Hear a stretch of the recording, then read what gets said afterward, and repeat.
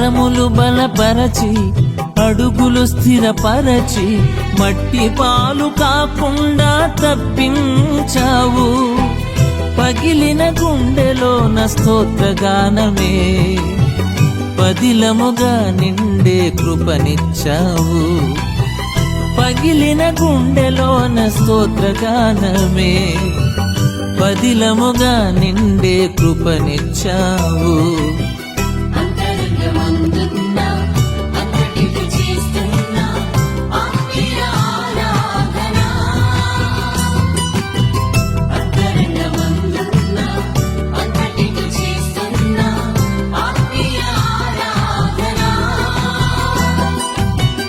ఎంత ఆశ్చర్య క్రియలు చేసినావయ్యా యేసు, ఎంచలేని ఘనతకు యోగ్యుడవయ్యా.